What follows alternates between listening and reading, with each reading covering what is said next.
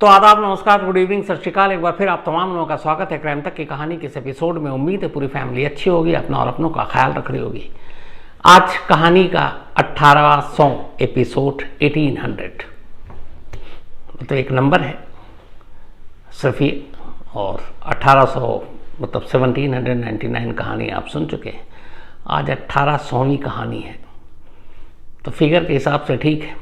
एक हमारी क्राइम तक फैमिली मेंबर ने लिखा और इत्तेफाक से वो हम लोगों ने भी डिसाइड किया था।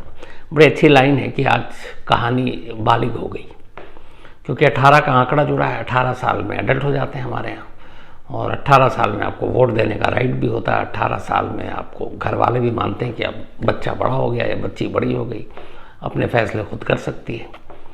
तो वही आज की कहानी का है, कहानी बालिग हो चुकी है। तो इस खास मौके पर मैंने सोचा कि आपको इन 1799 में से बहुत सारी कहानियाँ, वही खून खराबा, दुख, आंसू, आहें, गम, तकलीफ, पता नहीं क्या क्या सुनाई है। आज भी देखिए जंग जारी है, इंसान इंसान का दुश्मन है, मार रहा है। ईरान इजराइल में चल रहा है, उधर लेबनान में था, बाकी दुनिया में भी कहीं टेररिज्म है, कहीं आतंकवाद, कहीं क्रिमिनल, गैंगस्टर। इस नफरत भरे माहौल के बीच में आज की जो कहानी मैं आपको सुनाने जा रहा हूँ वो एक माँ बाप की कहानी है। एक माँ बाप की जिसका एक जवान बेटा है और उस जवान बेटे की मौत हो जाती है। अब उस बूढ़े माँ बाप को अपनी पूरी ज़िंदगी गुजारनी है उस बेटे के बगैर, सिर्फ उसकी यादों के साथ नहीं, बल्कि वो चाहते थे कि कुछ उसकी निशानी के साथ वो अपनी ज़िंदगी गुजारे। ये कहानी दिल को कचोटती भी है, रुलाती भी है, तकलीफ भी पहुंचाती है, और साथ ही साथ प्रेरणा भी देती है कि दुख तकलीफ के इस माहौल में भी, चाहे गम कितना बड़ा हो, एक इंसान जीने का कोई ना कोई रास्ता, आसरा ढूंढ लेता है। तो इस खास मौके पर मैंने इसीलिए सोचा कि आज आपको यही कहानी सुनाऊंगा। ये कहानी दिल्ली की एक फैमिली की है। एक परिवार, बहुत ही प्यारा परिवार। परिवार में माँ बाप और 3 बच्चे, 2 बेटियां और 1 बेटा। इस परिवार के मुखिया, जिनका नाम गुरविंदर सिंह, वो एक इंजीनियर थे। इंजीनियर के पोस्ट से रिटायर हो गए। उनकी पत्नी हरबीर कौर, और साथ में 2 बेटी और 1 बेटा था। बेटे का नाम प्रीत इंदर सिंह। 2020 की बात है, करीब 30 साल की उम्र हो चुकी थी। प्रीत इंदर सिंह अपनी पढ़ाई लिखाई के बाद अपनी नौकरी और अपने फ्यूचर के लिए अपनी जंग लड़ रहा था, लेकिन कुदरत को कुछ और मंजूर था। अचानक एक रोज़ जब उसकी तबीयत ख़राब हुई, फिर अस्पताल ले जाया गया, तो पता चला उसे एक अजीब बीमारी है। उस बीमारी का नाम था हॉजकिंस लिम्फोमा। ये एक तरह का हॉजकिंस लिम्फोमा, एक ब्लड कैंसर था। घर वाले सर गंगाराम अस्पताल ले गए, दिल्ली में ही है, नामचीन अस्पताल है। वहाँ डॉक्टरों ने चेक किया तो पता चला ये बीमारी है। अब ये हुआ कि कीमो होगा, बाकी इलाज होगा, लेकिन बीमारी ख़तरनाक, ज़िंदगी बचने की गुंजाइश कम थी। 30 साल के प्रीत इंदर की अभी शादी भी नहीं हुई थी, वो कुंवारा था, और अब उसने ज़िंदगी की शुरुआत की थी। इसके बाद घर वाले लड़की भी देख रहे थे, लेकिन तभी ये बीमारी दस्तक दे देती है। अब गंगाराम अस्पताल में इलाज चल रहा है। तभी एक रोज़, चूँकि हालात पता थे और जो बीमारी थी ये भी पता था, घर वालों को भी डॉक्टर ने बता दिया था कि इसमें बचने की गुंजाइश कम है। तो 22 जून को इस बीमारी के बारे में पता चला, 2020। 27 जून की तारीख थी, 27 जून 2020। प्रीत इंदर सिंह और उसके माता पिता ने एक फैसला किया। उन्होंने कहा कि प्रीत इंदर सिंह का जो स्पर्म है, सीमन है, वीर्य है, वो बाकायदा फ्रीज करके हिफाजत से एक जगह रखा जाएगा, ताकि अगर कल को प्रीत इंदर सिंह की मौत हो जाएगी, जो लगभग तय था, तो उसी स्पर्म या वीर के जरिए प्रीत इंदर सिंह के बूढ़े माँ बाप उससे पैदा होने वाले उस बच्चे की शक्ल में प्रीत इंदर को देख पाए और अपनी ज़िंदगी काट सकें, बुढ़ापा काट सकें। 27 जून को ये स्पर्म प्रीत इंदर का सर गंगाराम अस्पताल में फ्रीज करके रख दिया गया। बाकायदा उस पर पेपर साइन हुए जिस पर प्रीत इंदर सिंह के दस्तखत थे, उसके पिता गुरविंदर सिंह के दस्तखत थे। और इस स्पर्म को रखने की हिफाजत से फ्रीज करके ताकि ये ख़राब ना हो, एक कीमत भी होती है, फीस, वो भी पिता को देना था। और ये डॉक्टर ने इसलिए 27 जून को किया क्योंकि उसके बाद कीमो शुरू होना था। और ये था कि अगर कीमो शुरू होने के बाद स्पर्म फ्रीज किया जाएगा या स्पर्म लिया जाएगा तो उसकी क्वालिटी ठीक नहीं होगी, ड्रग, मेडिसिन, बहुत सारी चीज़ों का असर होगा। तो इसीलिए कीमो से 5 दिन पहले ही प्रीत इंदर का स्पर्म लेकर सर गंगाराम अस्पताल में रख दिया गया, फ्रीज करके हिफाजत से। इसके बाद ये जून की बात है, 27 जून, जुलाई अगस्त तक इलाज चला और सितंबर के पहले हफ्ते में प्रीत इंदर की मौत हो गई। जवान बेटे की मौत से माँ बाप, पूरा परिवार टूट गया। हालांकि पिछले 2-3 महीने से उन्हें पता था कि क्या होगा, लेकिन एक उम्मीद थी, एक करिश्मे की उम्मीद थी कि शायद उनका एक लौता बेटा बन जाए, पर ऐसा हुआ नहीं। प्रीत इंदर की मौत हो गई। प्रीत इंदर की मौत के बाद परिवार कुछ दिन सदमे में रहा। इसके बाद माँ और बाप, हरबीर कौर माँ और गुरविंदर सिंह पिता, एक रोज़ सर गंगाराम अस्पताल पहुंचते हैं और कहते हैं कि हमारे बेटे का जो स्पर्म आपके यहाँ रखवाया था हमने फ्रीज करके, हमें वो दे दीजिए। इसलिए दे दीजिए ताकि हम उस स्पर्म को सरोगेसी के ज़रिए किसी सरोगेट को ढूंढेंगे। अब ये सरोगेसी से जो बच्चे पैदा होते हैं, और सरोगेट मतलब किसी के कोख में वो एग और बाकी चीज़ें डालेंगे और फिर बच्चा पैदा होगा। तो उन्होंने कहा कि हमारी फैमिली में हमारी 2 बेटियां हैं और प्रीत इंदर अपनी दोनों बहनों से बहुत प्यार करता था। तो उन्होंने कहा कि हमें एक सरोगेट भी मिल गया हमारी फैमिली में और अपने बेटे के एग को उसमें डालेंगे और फिर वो एक बच्चा पैदा होगा। लेकिन जैसे ही उन्होंने ये बात कही सर गंगाराम अस्पताल ने उन्हीं के बेटे का वो स्पर्म जो 3 महीने पहले वहाँ इन दोनों की मर्जी से और उनके अपने बेटे की मर्जी से रखा गया था, देने से मना कर दिया, भारतीय कानून और कुछ नियम और उन चीज़ों का हवाला देकर। उसने कहा हम आपको नहीं दे सकते। तो उन्होंने कहा आप किसको दे सकते हैं? उन्होंने कहा हम सिर्फ स्पर्म जो होता है, जो इस तरह से प्रिजर्व करके रखते हैं, पति या पत्नी में से किसी एक को दे सकते हैं। अगर पति और पत्नी में से कोई नहीं है तो फिर हम किसी और को नहीं दे सकते, क्योंकि उसका कानून ये कहता है कि फिर उसका बहुत मिसयूज़ होता है, क्या क्या होता है। अब माँ बाप गिड़गिड़ाते रहे कि जवान बेटा खो दिया है, एक ही सहारा है, हम अपने बेटे के स्पर्म के ज़रिए एक बच्चा या बच्ची जो भी इस दुनिया में आए उसी में अपने बेटे को ढूंढ लेंगे, तलाश लेंगे और उसके साथ अपना बुढ़ापा काट लेंगे। और अगर हम दोनों मर गए तो फिर हमारी दोनों बेटियां भी लिख के देने को तैयार हैं कि वो उसका पालन पोषण करेंगी, तो इसीलिए आप दे दीजिए। लेकिन सर गंगाराम अस्पताल के जो भी अथॉरिटी के लोग थे उन्होंने कानून का हवाला देकर देने से मना कर दिया। अब माँ बाप का सपना टूट गया, जवान बेटा पहले ही खो चुके थे। उस बेटे के शक्ल में उसका एक अंश उनकी ज़िंदगी में आए, वो सपना भी अस्पताल ने तोड़ दिया। क्या करें? तभी कुछ लोगों ने कहा कि आप अदालत जाइए, क्योंकि उस पर आपका कानूनी हक है और आप उस स्पर्म को हासिल कर सकते हैं।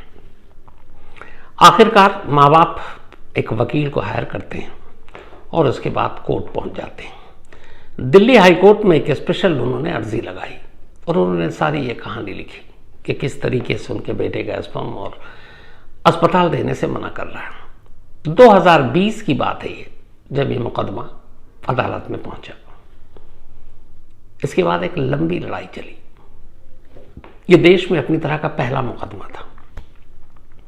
वो इसलिए कि सरोगेसी से या सरोगेट जो होते हैं और इस तरह से स्पर्म लेकर बच्चा पैदा करने का आमतौर पर जो माँ बाप, बहुत सारे देश और दुनिया में हैं जो माँ बाप नहीं बन सकते, तो वो IVF या इसी तरह के जो आजकल टेक्नोलॉजी है उसका इस्तेमाल कर वो माँ बाप बन जाते हैं। तो पति पत्नी की कहानियाँ तो आई थी, लेकिन यहाँ कोर्ट में एक ऐसा मैटर आया है कि एक बेटा है जिसका स्पर्म एक अस्पताल में पड़ा है और अस्पताल दे नहीं रहा, और उस माँ बाप को अपने बेटे का वो स्पर्म इसलिए चाहिए ताकि वो अपनी विरासत को आगे बढ़ा सके, वो इस बेटे के अंश के रूप में अपने घर में उसी बेटे की झलक को महसूस कर सके, और अस्पताल उन्हें उनका ये हक नहीं दे रहा। अदालत को भी पहले समझ में नहीं आया कि क्या करे इस मामले में। खैर अदालत ने केस एक्सेप्ट किया, दोनों पार्टी को नोटिस भेजा, जवाब मांगा। अब उसके बाद मुकदमा चलता रहा अदालत के अंदर।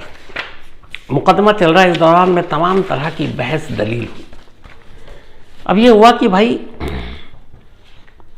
क्यों और कैसे इस केस का फैसला हो, तो बड़ा एक सिंपल था।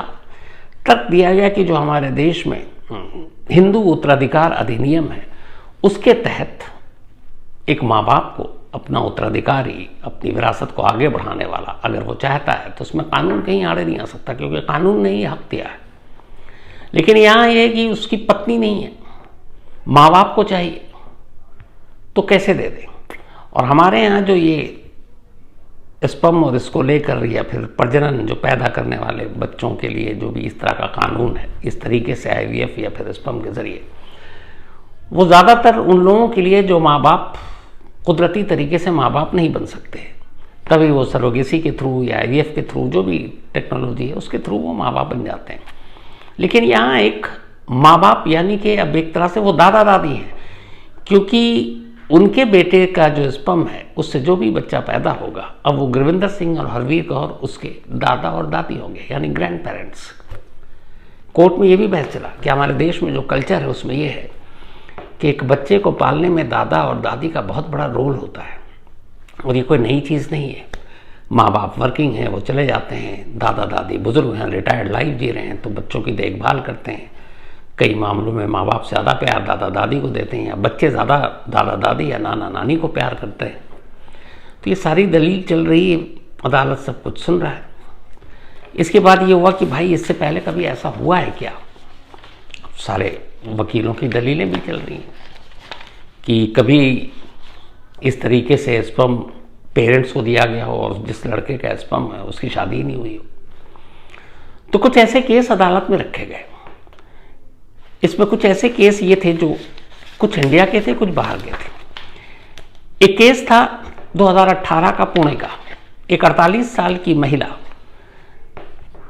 जो उसके एक बेटे को ब्रेन कैंसर था और जर्मनी में उसकी मौत हो गई थी। पुणे की ये महिला थी और 27 साल का वो बेटा था उसका। तो जब ये हुआ तो उसने उस बेटे का स्पर्म लिया और फिर खुद ही सरोगेट वो बनी लेडी, यानी अपने बेटे के स्पर्म को उसने खुद लिया और उसके बाद एक ट्विन पैदा हुआ था, एक जुड़वा बच्चा, और वहाँ के कानून और अदालत ने इसकी इजाज़त दे दी थी। तो ये अनोखा नहीं था। उसके बेटे की मौत के बाद जो स्पर्म था, माँ ने उस स्पर्म को खुद अपने कोख में लिया और फिर एक ट्विन को जन्म दिया। इसके अलावा न्यूयॉर्क में सुप्रीम कोर्ट में एक मामला आया था जिसमें एक रोड एक्सीडेंट में एक वहाँ का सैन्य आर्मी कैडेट था, एकदम यंग लड़का 31 साल का, उसकी मौत हो गई थी। जब उसकी मौत हो गई तो उसके माँ और बाप कोर्ट पहुँचे और उन्होंने कहा कि हमें अपने बेटे के लिए का सीमन चाहिए ताकि हम उससे अपनी विरासत को आगे बढ़ा सकें और हम उसकी निशानी को अपने पास रख सकें। न्यूयॉर्क की कोर्ट ने बाकायदा इसकी इजाज़त दे दी। तीसरा मामला इजराइल का था। गाज़ा में एक वॉर चल रहा था और उसी गाज़ा में वॉर के दौरान एक 19 साल का सैनिक, इजरायली सैनिक, उसकी मौत हो गई थी।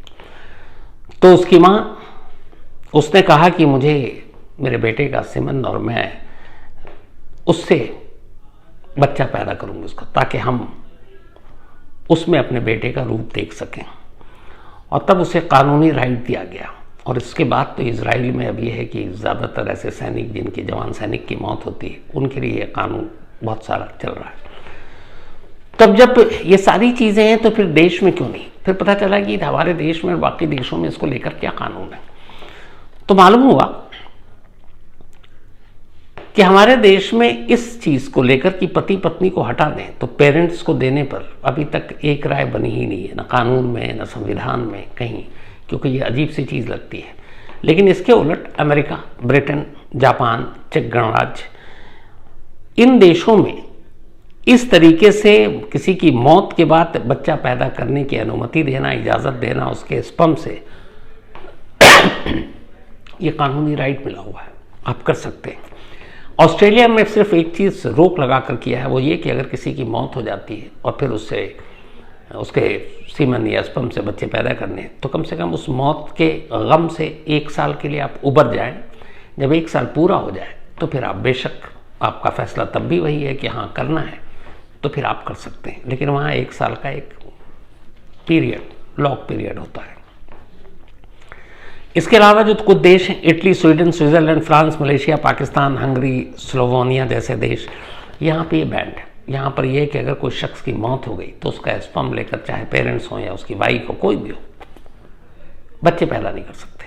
सीधा सीधा एक मरे हुए शख्स के स्पर्म को लेकर, चाहे वो जीते जी उसने पहले रखा हो, आप नहीं कर सकते।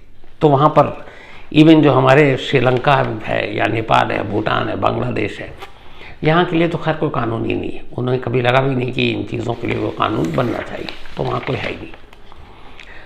हमारे देश में मरने के बाद ऐसे सिचुएशन आए कि एक मरे हुए शख्स के स्पर्म और उससे कोई प्रेग्नेंट किया हो और उससे बच्चा पैदा हो, तो उसको लेकर कोई क्लियर कट है ही नहीं कानून में। तो यहाँ पे ये पेचीदगी आ गई हाई कोर्ट के सामने, क्योंकि डायरेक्ट दिशा निर्देश है नहीं, गाइडलाइंस है नहीं कि क्या करें। तो इसलिए मुश्किल आई। हालांकि इस पूरे मुकदमे के दौरान 2 देशों की बड़ी ज़बरदस्त एग्जाम्पल दिए गए, एक इजराइल और एक अभी यूक्रेन, जहां रूस के साथ पिछले 2 साल से जंग चल रही है, बहुत सारे सैनिक मारे गए। तो जितने यंग सैनिक मारे गए उनके माँ बाप की एक बहुत बड़ी तादाद है जो अपने बच्चों के स्पर्म या वीर्य को लेकर और उससे फिर वो विरासत को आगे बढ़ाने के लिए आगे आए। और बाकायदा वहाँ पे तो यूक्रेन में तो ये फ्री भी कर दिया गवर्नमेंट ने कि बिल्कुल कोई खर्चा नहीं होगा, सरकार खर्चा उठाएगी। तो ये सारी बहस हुई, दुनिया भर के देशों की चीज़ें सामने रखी गई। लेकिन अब जो सर गंगाराम के अस्पताल की तरफ से जो दलील दी गई, खासतौर पर कानून को रखकर और फिर हमारे सरकार की गाइडलाइंस की, गवर्नमेंट ऑफ इंडिया क्या कहती है, तो उसमें अलग अलग पॉइंट्स रखे गए। उसमें पहला पॉइंट ये था कि हमारे देश में जो सर गंगाराम अस्पताल ने भारत गवर्नमेंट को सामने रखकर कहा कि पत्नी के अलावा स्पर्म देने का कोई भी एक क्लियर कट न तो लॉ है, न कानून है, न डायरेक्शन है, यानी कि दिशा निर्देश को है ही नहीं। यहां तक कि एक अविवाहित, यानी जिसकी शादी नहीं हुई है, उसको भी कानून हमारे यहाँ मना करता है। अगर शादी नहीं हुई है, मान लीजिए गर्लफ्रेंड बॉयफ्रेंड है या दोनों की अभी इंगेजमेंट भी हो गई लेकिन शादी नहीं हुई है, ऐसी सूरत में भी वो अगर माँ बनना चाहे उसके स्पर्म से, तो कानून इसकी इजाज़त नहीं देता। तो मतलब हमारे यहाँ सिंपल से एक कानून है कि शादीशुदा ही इस कानून के दायरे में आएगा और उसके स्पर्म का यूज़ उसकी पत्नी कर सकती है, उसके अलावा और कोई कर ही नहीं सकता। पेरेंट्स तो बहुत दूर की बात है, और अगर वो अनमैरिड है तो फिर कोई नहीं कर सकता। और ये पत्नी के लिए भी है ताकि उत्तराधिकारी को आगे बढ़ाया जा सके। लेकिन अगर पत्नी है नहीं, कुंवारा है, तो फिर आपके उत्तराधिकारी को आगे बढ़ाए, विरासत बढ़ाए, ऐसा कोई कानून था ही नहीं। पहली दलील ये दी गई।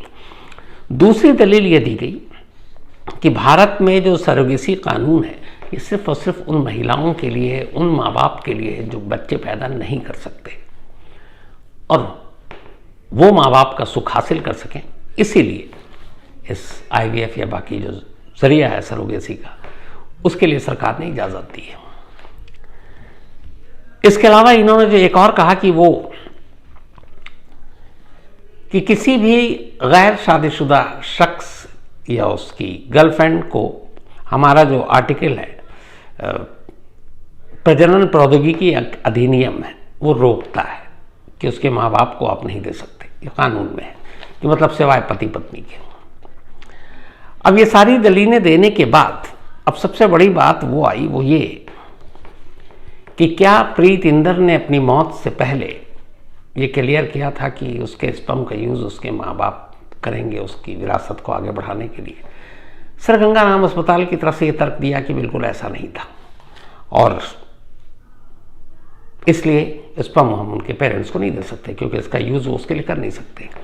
यहाँ पे सर गंगाराम अस्पताल की दलील कमज़ोर पड़ गई, क्योंकि उसके खिलाफ जो पेरेंट्स के वकील ने तर्क रखा, दलील रखा, वो बहुत दमदार था।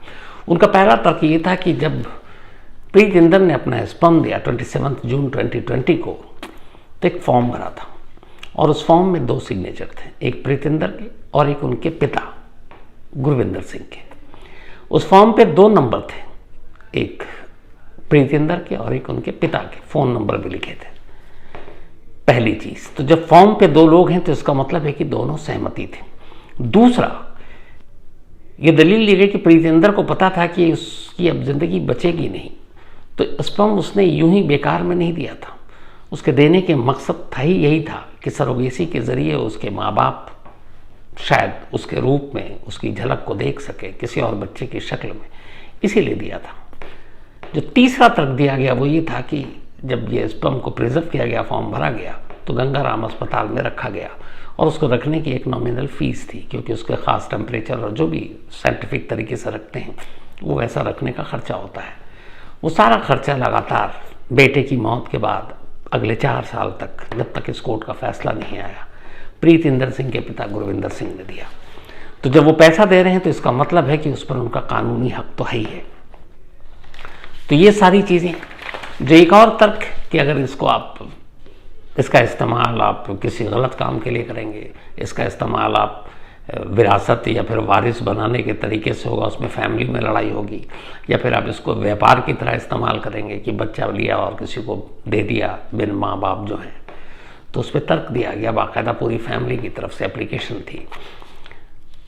हरबीर कौर और गुरविंदर सिंह जी की उम्र करीब 65 साल है और उनकी पत्नी हरबीर की कौर जी की 60 साल। उन्होंने कहा कि देखिए, अब हमारी पता नहीं उम्र कितनी है, लेकिन हमारी दोनों बेटियां और दोनों बेटियां जवान हैं, और दोनों बेटियों ने कहा कि हमें अपने भाई से बहुत मोहब्बत है और हमारे माँ बाप को अपने बेटे से बहुत ज़्यादा प्यार था, तो उसका एक अक्स, उसका एक अंश हमारे घर में आया और हमारी इस विरासत को आगे ले जाए, इसके लिए हम कुछ भी करेंगे।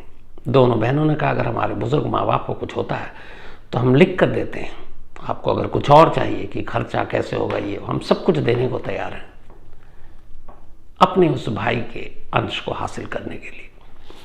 तो जब ये तर्क दिया गया और फिर ये कि विरासत आगे बढ़ाना है, और हिंदू अधिनियम का फिर पारित जो हवाला दिया गया हिंदू उत्तराधिकार अधिनियम का, जिसमें एक माँ बाप को ये कानूनी हक है कि वो अपनी विरासत को आगे बढ़ाए, तो जब ये सारी चीज़ें दी गई तब फिर अदालत ने पूरी बहस को निपटाया और उसके बाद अदालत ने ये कहा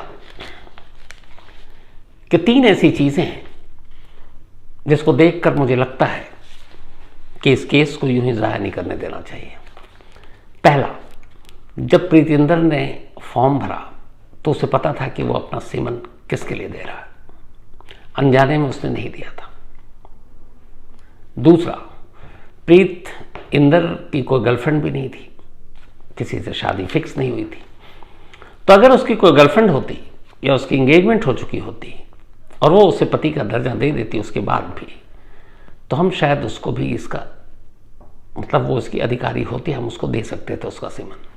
लेकिन उसकी ज़िंदगी में कोई लड़की थी नहीं, तो बचे माँ बाप, और माँ बाप को कानून संविधान ने राइट दिया है उत्तराधिकार अधिनियम के तहत। तो वो फॉर्म, वो साइन, वो 2 मोबाइल नंबर, वो सीमन रखने का खर्चा, और सबसे बड़ा इनका मोटिव, इनका मकसद कि वो अपने बेटे के उस अंश के ज़रिए अपने बुढ़ापे में उस बच्चे या बच्ची की शक्ल में अपने उसी बेटे प्रीतिंदर को देख देख कर बाकी की उम्र काटेंगे। इसलिए ये एक बहुत ही मानवीय पहलू है और कानूनी पहलू ये है कि इसका मिसयूज़, गलत यूज़ नहीं होगा। ये अदालत भी जानती है, क्योंकि पूरा परिवार वैसे ही टूटा और बिखरा पड़ा है अपने जवान बेटे की मौत से। तो इसीलिए ये अदालत ये फैसला देती है कि सर गंगाराम अस्पताल के जो इंचार्ज हैं वो प्रीतिंदर का स्पर्म उसी सूरत में, जिस सूरत में वो ठीक ठाक हो और उससे एक नया जीवन मिले किसी को, पेरेंट्स के हवाले करेंगे।